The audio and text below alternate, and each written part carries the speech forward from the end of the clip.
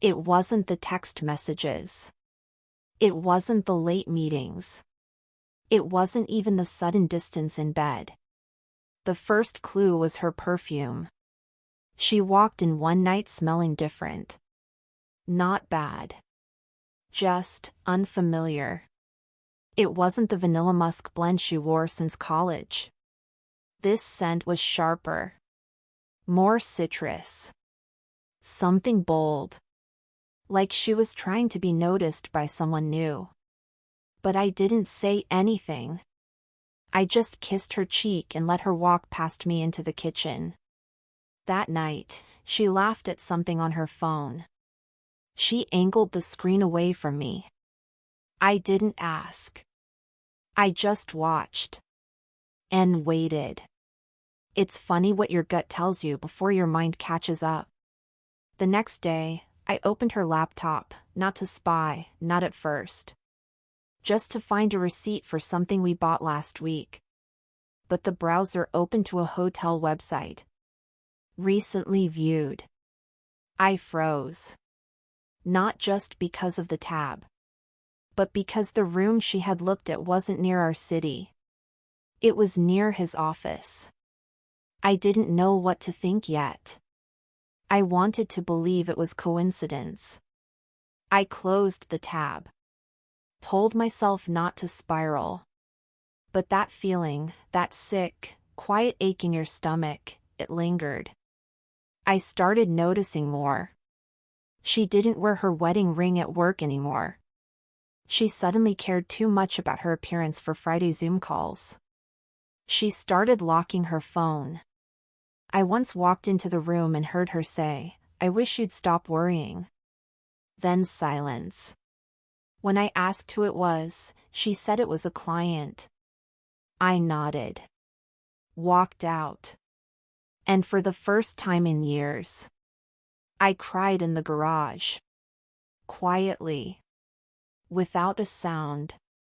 Just me, and the steering wheel, and the realization that something precious was slipping away.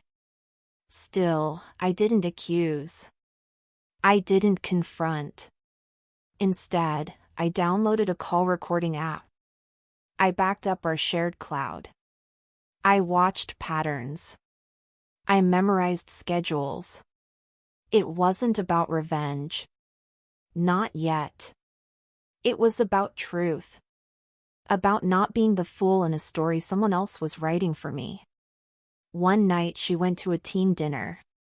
I checked her location. It pinged from a hotel downtown. I waited. Took a screenshot. My hands were shaking. She came back smelling like that same perfume. When I kissed her, I whispered, "I missed you." She paused, swallowed. "I missed you too," she said. But she couldn't look me in the eye. That night, I couldn't sleep. I got up, went to her bag. And there it was, a receipt. Dinner for two.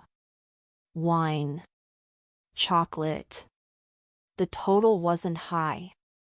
But the betrayal screamed in capital letters. I didn't burn it. I filed it. Over the next few weeks, I collected more. A blurry audio clip from a call she thought was private. A hotel room key, hidden in her purse. Screenshots of messages that popped up when her phone accidentally lit up beside me. One read. "You looked incredible today. Wish we didn't have to sneak." And it wasn't from me. That was the moment. The second my breath left my lungs. The second my heart shattered, not from surprise, but from confirmation. It was real. They were real. And I was invisible. I didn't yell. I didn't throw the phone. I didn't wake her up. I got dressed. I went for a drive. The city lights blurred through the windshield. The night was too quiet. And for a long time, I wondered if I'd ever feel whole again. But somewhere between the traffic lights and the gas station coffee, I knew what I had to do. I wouldn't scream. I wouldn't beg. I would plan. And when the time was right, I'd take back the pen. And I'd rewrite the ending. There's a moment in betrayal that feels like death. Not a loud one. Not a scream. It's a quiet death. The kind where something inside you stops moving, and no one notices but you. That's what I felt the morning after I read the last message. She was still asleep beside me, curled toward the wall, phone clutched like a child holds a secret. I stared at the ceiling for hours, not blinking, not breathing. Just gone. But somewhere in that stillness, something returned. It wasn't rage. It wasn't heartbreak. It was purpose. I got up. I showered. I made breakfast. And I smiled. That was the beginning of my act. The beginning of the most dangerous thing I could become. A man who knows. A man who pretends not to. A man with a plan. For the next 3 weeks, I played the part. I laughed when I needed to. I kissed her cheek before she left for late meetings. I greeted my boss in the hallway like we were still friends. But behind that mask, I was watching everything. I mirrored her calendar. I mirrored his travel plans. I listened to their calls using a linked Bluetooth speaker she forgot I'd synced. Their whisper laughs felt like knives in my back. But I smiled through all of it. Every time I collected a new piece of evidence, an email, a voicemail, a receipt, I didn't rage. I filed it. I organized. I prepared. And then the invitation came. Holiday gala, black tie required. I couldn't believe how poetic it was. She asked what I'd wear. I said, something classic. She asked if I was excited. I said, more than ever. I booked a photographer. I reserved a projector. I even emailed HR anonymously, asking if they'd be attending. I needed an audience. 1 week before the party, she surprised me with tickets to a play. We sat in row H, hands resting apart. She turned to me mid-act and whispered, "I love you, you know that?" I smiled. And I said, "Of course." But I knew. I knew she didn't. Not anymore. That night, I created a folder on my laptop. I labeled it Year in Review. Inside, audio files with exact dates. Photos from hotel check-ins, taken by a friend in security. Screenshots of texts with timestamps. I didn't want confrontation. I wanted precision. I wanted theater. The morning of the gala, I made pancakes. She kissed my cheek and said, "You're being so sweet lately." I kissed her forehead. And whispered, just trying to finish the year strong. She wore a green velvet dress that night. The same color she wore on our wedding anniversary last year. Back then, I thought it meant something. Now, I just saw the irony. She smiled through pictures, held my hand in front of coworkers, and clinked her glass to toast loyalty and commitment. My boss laughed. I laughed louder. But inside, I was watching the projector get wheeled in. I was watching HR take their seats. I was watching the USB in my pocket, warm like a loaded weapon. When they called her to the stage to accept the surprise award, Wife of the Year, she lit up like a girl at prom. She turned to me, mouth wide in disbelief. I clapped. I stood. I nodded. And I waited. Because I wasn't there to celebrate her. I was there to end the silence. The lights dimmed. The projector clicked to life with a gentle hum, casting a bright rectangle on the wall behind her. My wife stood on stage, holding the plaque that read Wife of the Year, still flushed from the applause. She turned to me, smiling. I smiled back. Then I stepped forward and slipped the USB into the laptop. I didn't say a word. Didn't clear my throat. Didn't look at her again. I simply nodded to the tech guy, and the screen lit up. At first, it was a photo. Grainy. Blurry. But unmistakably her. In a hotel lobby. Wearing the same coat she said she'd worn to a marketing conference. Then came the texts. White bubbles against a black screen. His name, Eric, work, flashing again and again. Still thinking about last night. Don't forget room 417. You looked amazing under me. A gasp echoed from the back of the room. A fork hit a plate. The room went utterly still. Then came the audio. My boss's voice. Laughing. Her voice, playful. Do you think he suspects? His reply, even if he does, he won't do anything. He's too nice. Laughter. But not from the guests. Just their voices. From that recording. A private moment, now public. I watched her freeze. The plaque slipped from her fingers. She looked at me like she didn't recognize me anymore. And maybe she didn't. Because the man she married would have cried. Would have yelled. Would have begged. This man? He planned. He waited. He executed. My boss stood up abruptly. What is this? He barked. But no one looked at him.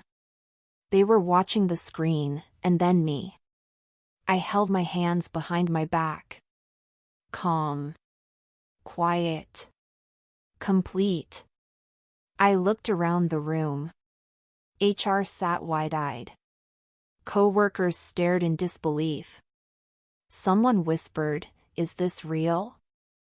I walked over to the table. Took a sip of water. Straightened my tie. And then I left. I didn't say goodbye. Didn't wait for the fallout. I didn't need to. Because the silence they once used to hide became the silence that buried them. Outside, the air was crisp. Cold, but freeing. I walked 3 blocks before taking out my phone. I deleted the folder. I blocked her number. And for the first time in months, I felt light. No closure speech. No dramatic exit line. Just a clean break.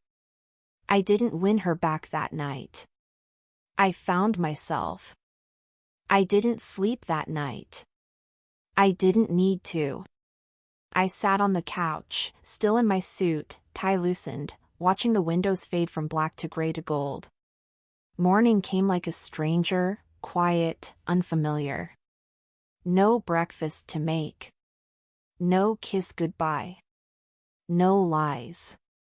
The silence was heavier than I expected. My phone lit up before 6 a.m. Her name. I stared at the screen. No preview message. Just her name. I didn't open it. I didn't need to read a single word. I blocked the number. 10 minutes later, another message. This time from him. My boss. I blocked him too. It was over. I showered. Cleaned the kitchen. Opened the windows. And for the first time in months, the air didn't smell like secrets. There's something strange about the first 24 hours after you stop pretending. You walk slower. You breathe deeper. You notice things, like how loud the fridge hums or how long sunlight lingers on the floor. Around noon, I opened my laptop. Emails were already coming in. Some coworkers sent "just checking on you" messages. A few from HR, formal, polite, cautious. I didn't respond. Not yet. Instead, I opened a blank document and wrote a single sentence. "I'm not who I was, and I don't want to be." Then I closed it. And went for a walk. No destination. No headphones. Just steps. A couple held hands on a bench. A barista waved at a regular. A toddler dropped her cookie and cried like the world had ended. But I was still here. Alive. Grief is strange. It doesn't come all at once. It drips. In mornings. In the sound of a shared playlist. In an empty side of the bed. But I let it come. I didn't run from it. Didn't mask it with noise or alcohol or rebound distractions. I sat with it. Talked to it. Some nights I cried. Some mornings I laughed and felt guilty for it. But little by little, I began to rebuild. I changed my lock screen. I rearranged the apartment. I unsubscribed from emails with her name in the CC. And slowly, the space she left didn't feel like a wound. It felt like freedom. 2 weeks later, she emailed from a new address. Subject line, "Can we talk?" I deleted it. 3 weeks after that, a mutual friend said she moved in with a relative. That she looked different. Smaller. Quieter. I didn't ask for details. Because I didn't care anymore. I wasn't trying to win. I wasn't trying to be right. I was trying to be whole. 1 month later, I painted for the first time in years. My hands were clumsy, but the colors felt like breath. Not everything has to mean something. Some things just feel true. Now I wake up without flinching. I check my phone without dread. I sit in silence, and it doesn't feel like punishment. It feels like peace. It wasn't peace at first. It was emptiness. But I filled it, one breath, one morning, one truth at a time. And I'm still here. It had been 6 months. I didn't count the days. I didn't mark the calendar. But I knew it by the way the light hit my apartment now. It felt like home again. Not because she was gone, but because I had returned. It was a Saturday morning. Late spring. I had just come back from the farmer's market, carrying too many tomatoes and a loaf of bread I didn't really need. The sun warmed the windows. A quiet song played on vinyl. And then I saw the envelope. No return address. Just my name, handwritten. The writing looked familiar. Careful. Small. I didn't open it right away. I made coffee. Fed the neighbor's cat. Watered the plant she once gave me. Then I sat down. Inside, a letter. From her. It wasn't dramatic. No pleading. No poetry. Just a few lines. You were right. I was cruel. I was careless. I didn't know what I had. And I know you probably don't need to hear any of this, but I needed to write it anyway. I'm sorry. I really am. I read it once. Twice. Then I folded it and placed it back in the envelope. I didn't cry. I didn't smile. I just sat still, letting the quiet settle. Because something in me had shifted. Months ago, I would have longed for this. Waited for it. Rehearsed what I'd say back. But now, I didn't feel the need to respond. Not because I hated her. Not because I'd won. Because I was free. I put the letter in a drawer. Not to keep it, but to forget it was there. Later that day, I walked to the gallery on 3rd. They were doing a local exhibit. One of my paintings was hanging there, something I'd made during a long night when I thought the sadness would drown me. It wasn't about her. It wasn't even about me. It was about becoming. A woman stood beside it, reading the little plaque. She turned to me, smiling. "You paint?" "Sometimes," I said. She asked what it meant. I told her, "It means I survived." We talked for a few minutes.